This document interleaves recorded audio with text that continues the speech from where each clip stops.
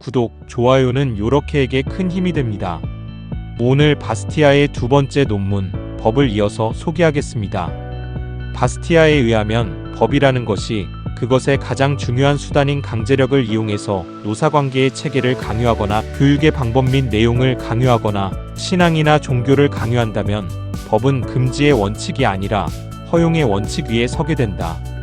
그 결과 입법자의 의지가 시민 각자의 의지를 대체하고 입법자들의 주도권이 시민 각자의 주도권을 대체한다. 사람은 더 이상 사람이기를 멈춘다. 인간은 인격과 자유와 재산을 상실한다. 라고 합니다.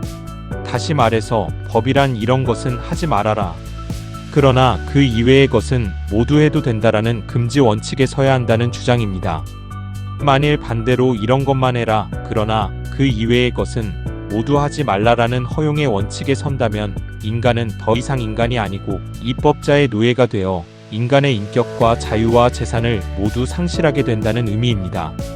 책에 의하면 사회주의자들도 불쌍한 인류를 가지고 집단으로 나누고 줄 세우고 중심과 변두리를 가르고 세포 조직을 만들고 국영 작업장으로 편성하고 조화시키고 대조시키고 등등 자기가 원하는 대로 사회를 빚어내려고 한다.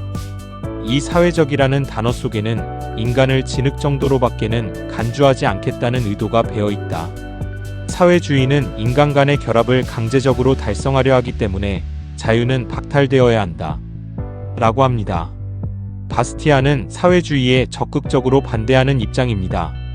바스티아가 보기에 사회주의자는 아군과 적군으로 편을 가르는데 능숙하고 사회적이라는 단어 속에 자신의 속셈을 숨기고 강제 교육과 선동에 의해서 사회주의자가 원하는 인간을 진흙처럼 만들어낼 수 있다고 생각합니다.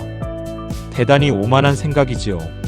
그러므로 바스티아는 사회주의와 자유주의는 공존이 불가능하다고 본 것입니다. 바스티아는 입법 타락의 원인을 무엇으로 생각했을까요? 책에 의하면 투표권자들은 자신에게 투표할 능력이 있음을 증명해 보일 의무가 없다. 그런데 일단 입법자들이 선출되고 공약으로부터 자유로워지게 되면 세상의 맙소사, 그들의 말은 변하기 마련이다.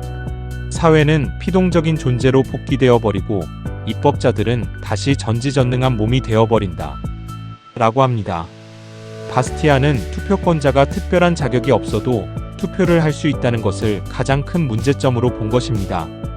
세금을 한 푼도 내지 않는 투표권자가 세금을 많이 거두어 보조금을 많이 주겠다고 공약하는 국회의원에게 투표하여 그 후보자가 국회의원으로 당선된다면 보조금을 퍼주는 법을 만들려고 하겠지요. 그러면 세금 안 내는 투표권자가 계속 그런 국회의원을 뽑아주고 계속 세금으로 보조금을 올려주면 재정의 악화는 뻔한 결과이지요. 그런데 만일 이 후보자가 국회의원이 당선되고 자신의 공약을 시행하지 않고 포퓰리즘이 아닌 합법적 약탈법이 아닌 천부인권을 보호하는 진정한 법을 만들 수도 있습니다. 왜냐하면 국회의원은 당선이 되는 순간 전지전능한 존재가 되니까요. 그런데 그 다음 선거가 걱정되어 그렇게 못하겠지요. 그러니 시기심 많고 게으른 투표권자의 요구를 받드는 국회의원이 계속 당선된다면 나라는 망하는 길로 가게 됩니다. 결국 나라가 번영의 길로 가려면 책임감 있고 현명한 투표자가 많아져서 존경받을 만한 국회의원을 선출해야 합니다.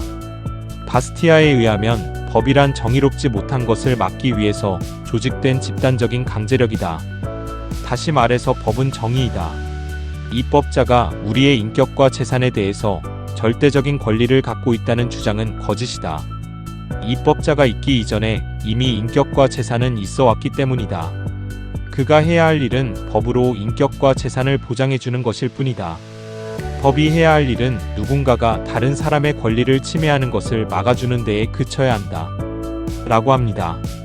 바스티아는 입법부의 현실은 어둡지만 법이란 반드시 천부인권을 보호하고 천부인권이 침해되는 것을 막아주어야 한다고 주장합니다. 만일 법이 사회적이란 가면 뒤에 숨어서 박애주의라는 가면 뒤에 숨어서 천부인권을 침해하기 시작한다면 결국 망국의 길로 가게 될 것이라고 경고합니다. 오늘 동영상을 여기까지입니다. 다음 동영상을 기대해주세요. 감사합니다. 요렇게였습니다.